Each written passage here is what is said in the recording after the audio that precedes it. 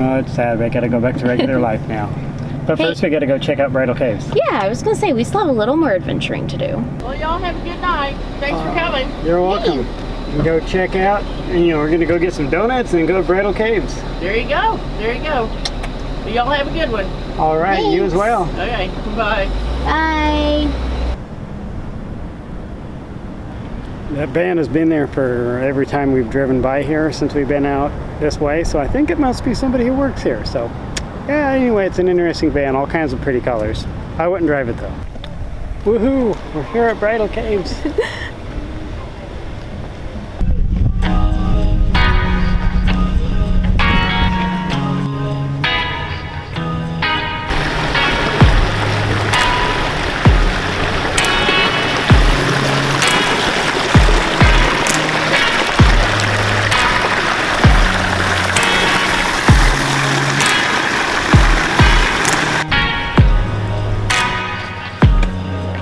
Fred Flintstone's not wearing his mask properly. It's 2 for you? Yeah. I'm sure that we pay the adult price even though we sometimes act like children. Oh, yeah. Yes. Anybody 13 and up is adult. 42.19. Thank you, sir.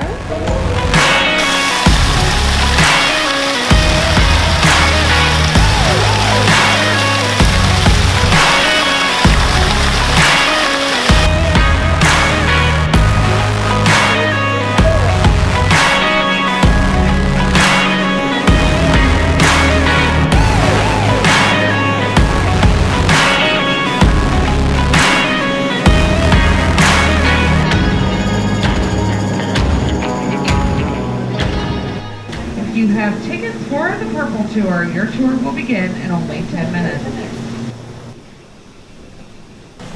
Sections that gotta squeeze through, I guess. Don't you drive me?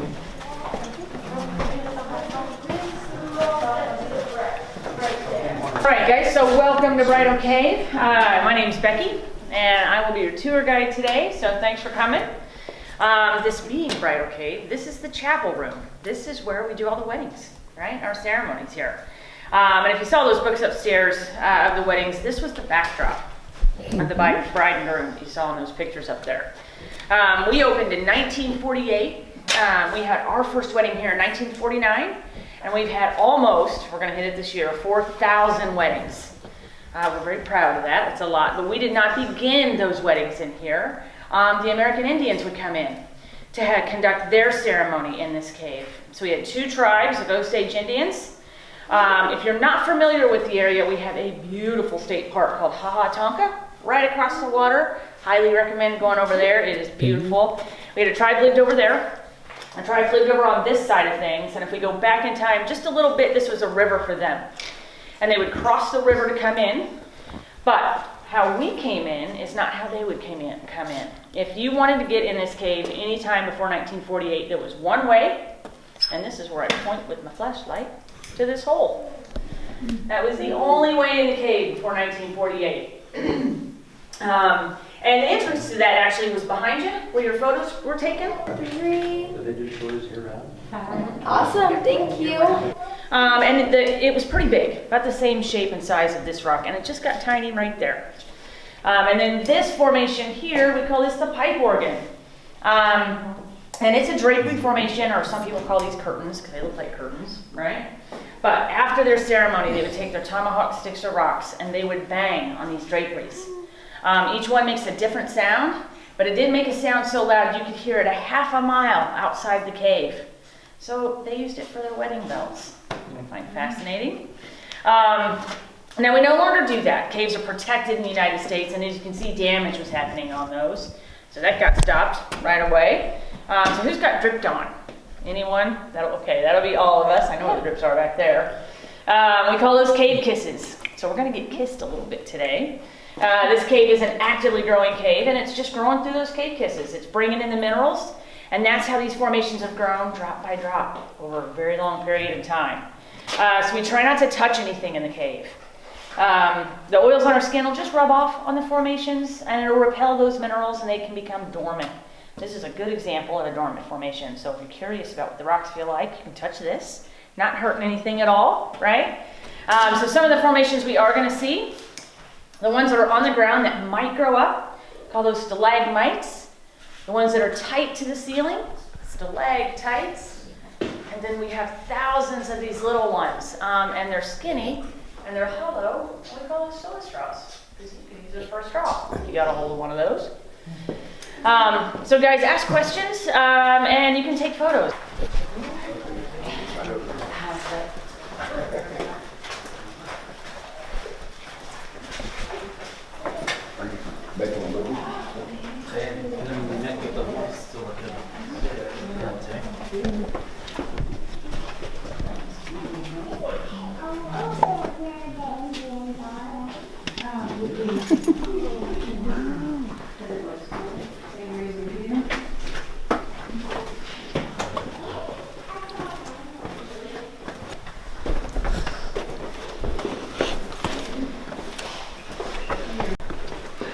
We go back a quarter mile today in the cave, and this wall goes continuously until the second to last room that we go in.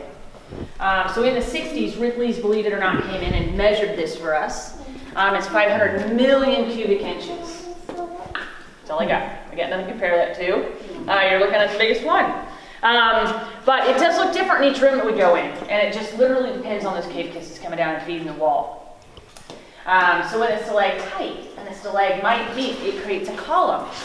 We also have the largest column in the cave, right here. We call this the stairway to the stars. So when those explorers came in under lantern light, this looked like a bit of a spiral staircase to them. And when they illuminated the ceiling, those soda straws glowed like stars. So they named that Stairway to the Stars.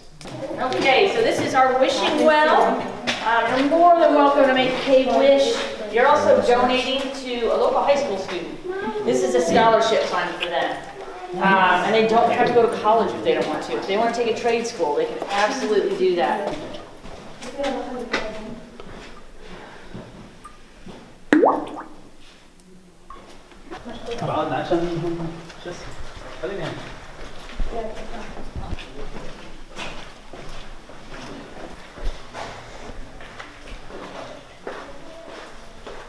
All right. Okay, so we call this room the Garden of the Gods. So again, I'm going to point right in front of me. And we call this our kissing camel formation, because that guy's a couple humps and looks a little like a camel. And it's about to kiss that stalactite on top. So for an inch of formation to grow in here, it takes about 30 to 100 years, right? So 700 to 800 years. That's going to be another really big column. This is still the draper light wall here. When the draperies get thin, though, they get stripes in them, and it looks a little like bacon. And we call that cave bacon. That is a cave term. Right? Cave bacon. Oh, I know. I'm making people hungry. I talk about food a lot. Remember about the bacon, right? Because we have an angel in the room. I'm going to keep going to my right. The bottom of her dress has a big bacon stripe in it. And that's her head. It is an angel. So, this is a good room to do total darkness in, guys. Is that something you're into? Yeah. It's like dark, right? Coming in as an explorer. Let's go. How about with the kiddos? Thumbs up from mom to okay. Total darkness. All right, so you gotta imagine it means you were the guy that chose the candle, because some guys did come in with candles. It's this drippy. Not my choice of light, but it's about to get dark. That is the darkness that you see in here. Bro, that is awesome. Your eyes do not adjust to this kind of dark at all. Matter of fact, you stay in that kind of dark long enough and it affects you psychologically. But I promote caving. It is a blast. We have over 7,000 caves just in this state alone. But you just want to do it safely, right? So, all right, guys, we're going to go up these stairs. I want you to watch your heads if you need to on these rocks. And on the right-hand side, we have some flowstone that we call the doctor's lab. So we're going to look for some brains. We're going to look for some intestines. All right, so this room we call the waterfall room. So it's right in front of you. We call that the frozen Niagara, because that looks like Niagara Falls. And up until 1990, this was the end of the tour, and that's because of those falls. If you wanted to get any further in the cave, you had to go up and over them, which is why there's wood up there to show you how they shimmy across. So I'm going to point to the middle of this wall here with my flashlight, this beautiful white rock. This is known as cave onyx. It's made from the calcite coming in through the limestone. And we've actually been looking at this the entire time. This entire dracolite wall is an onyx formation. It just has other minerals coming in with it. It just puts a really thin sheet of this reddish brown on the outside of that onyx. And it's beginning to happen up here. It just hasn't finished that yet. But above that is a shelf. And if you could get up there, you could go over the waterfall. So in 1988, we blasted a tunnel. We opened it in 1990 that doubled the size of the tour. So we don't have to do any climbing today, which is good. Nobody warned you about that, right? So in the tunnel, guys, are windows. I want you to look to the right and left. They're beautiful. And also at the end of the tunnel, if you look to the right-hand side and see some wood, you're looking at the ladder that they would use, that they came down from this room at the end of that tunnel when we go through. It is from the 1960s. We also call it concussion corridor for the taller folks, right? There's 2 spots. I want you to watch your head. When we first go in, it's about 4.5 feet. And then towards the end of the tunnel, there's another spot. It's about 4.5 feet. So just watch your noggins as we go through. That's so pretty.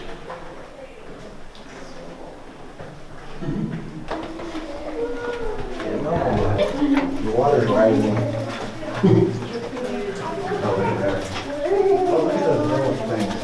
You might be the only adult What's she call that those? duck. Maybe.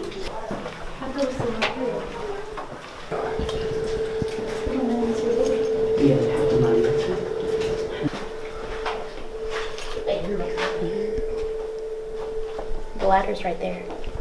Oh yeah. I don't think I'd trust that ladder now. So in this room, we call this the parlor room. And that's because when you came over that large shelf, and it's super dangerous, this is a place you could relax and rest for a minute, right? For the explorers, though, when they came back, and they would explore, they would go up and over that. When they went in this direction, though, they would snap off soda straws and put the dates they came through and their initials in the clay layer up here. So when we walk down this walkway and you get around that corner, just look up in the clay and you'll see some of those older dates. Some of the formations in here, right above me here, this is a natural bridge. You can actually get on top of that and walk if you want. Behind me and above me, we call that Grandma's knick-knack shelf. Right? And if you go through the limestone behind me 50 feet, you're looking at the lake. So we're that close to the edge of the mountain here, but always above it by about 50 to 100 feet. So we've come in fairly straight, actually. The most we came down was a staircase. And when we get to the end room, or the last room, I should say, it's about at the same level as the entrance, believe it or not. So what's doing all the hard work is Thunder Mountain. It's going up above us. So it's about 130 feet or so to the surface from this room.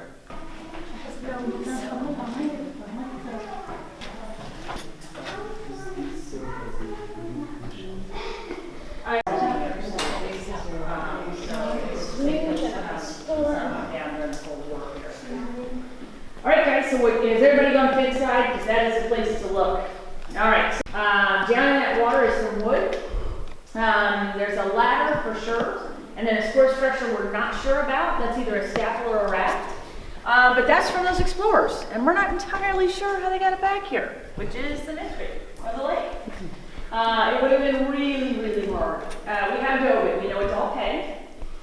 So what we assume is they brought it in pieces, assembled it in the rooms they needed it, brought it back up, disassembled it, and kept on doing that until they got back here, and just left it.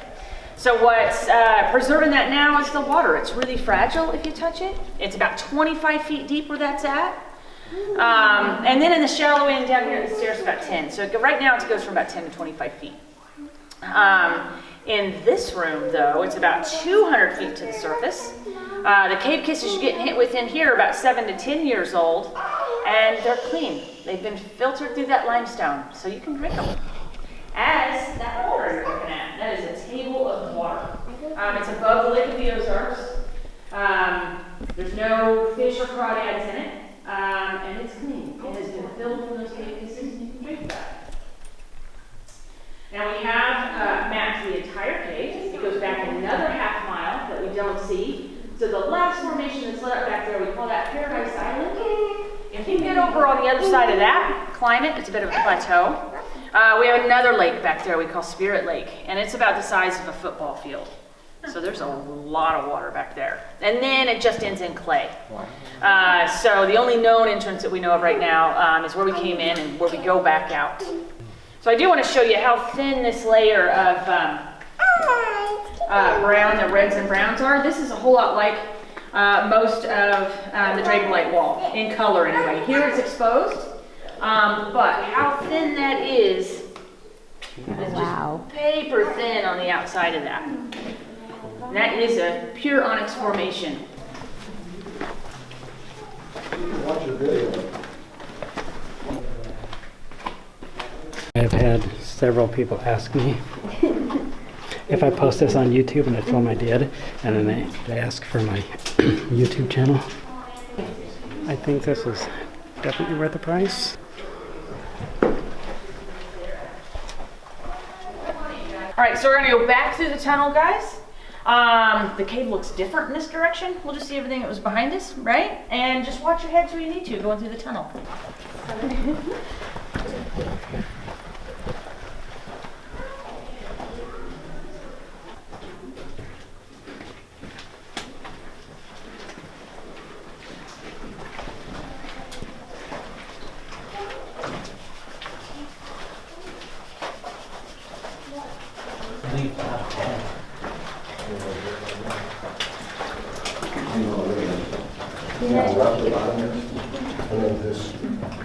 Just take.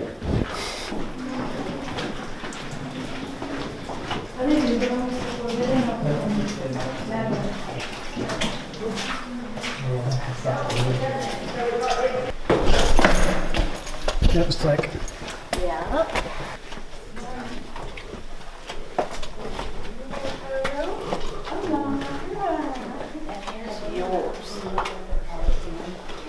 Awesome. There we it immediately feels warm. Is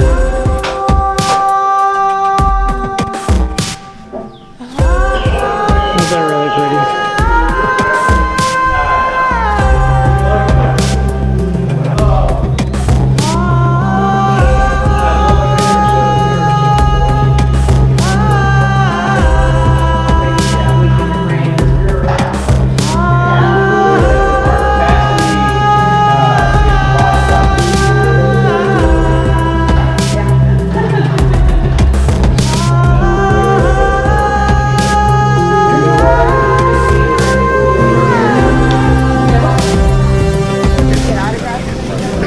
As we were walking out in the office there by the gift shop, they had a wall of people's pictures that was the wall of shame. People they kicked out for breaking the rules, so they didn't invite them back. I'm not usually one for high-priced touristy things, but I think that was worth it. It was.